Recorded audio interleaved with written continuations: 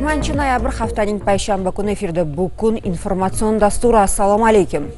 Assalomu alaykum. Studiyada boshlovchilar hamkasbim To'xtoy Yo'ldosheva hamda men Muslimbek Abdurahimov. Samarqand shahrida Ichki ishlar vazirligi huzuridagi O'zbekiston Respublikasi Kriminologiya tadqiqot instituti tashabbusi bilan nufuzli xalqaro tadbir Jahon kriminologiyasi ilg'or tajribalari 2-xalqaro forumi bo'lib o'tdi.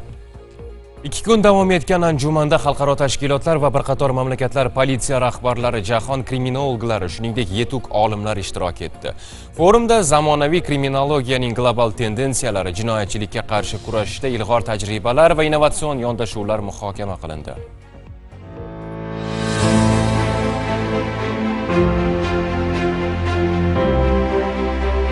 Bugun kriminologiya sohasi hammani diqqatini tortadigan sohaga aylandi. Bu xalqaro maydonda ham o'z qiziquvchilariga ega. Samarqandda o'tkazilgan xalqaro forum jahon kriminologlarini bir joyga to'pladi.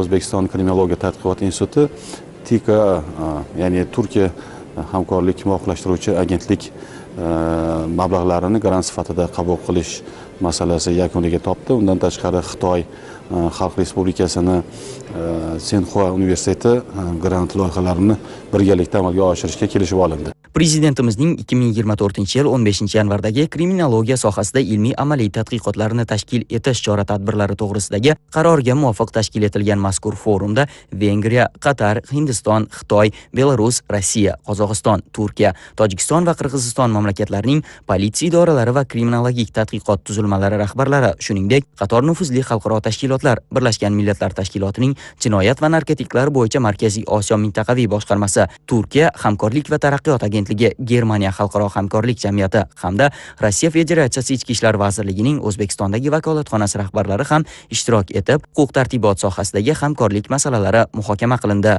O'zbekiston Respublikasi Kriminologiya tadqiqot instituti tomonidan o'tkazilgan forum dunyo bo'ylab jinoyatchilikni o'sib borayotganini hisobga olgan holda bugungi kunda juda ahamiyatli va foydali bo'ldi. O'zbekistonda jinoyatchilikni oldini olish modeli haqida gap ketganda men doim Birlashgan Millatlar Tashkilotidagi hamda boshqa davlatlardagi barcha vakillarimizga aytamanki, O'zbekistonning profilaktik kriminalistika jinoyatlarni oldini olish va ularni yuzaga keltirishni bartaraf etish tizimi juda yuqori pog'onalarda turibdi. Chunki O'zbekiston jinoyatchilikning oldini olishda o'ziga xos unikal bir tizimdan, mahalla tizimidan foydalanadi. Bu tizim dunyoning eng yaxshi modellaridan biri hisoblanib, unda faqat davlat organlarigina emas, balki fuqarolar ham jinoyatlarning oldini olishda faol ishtirok etishadi.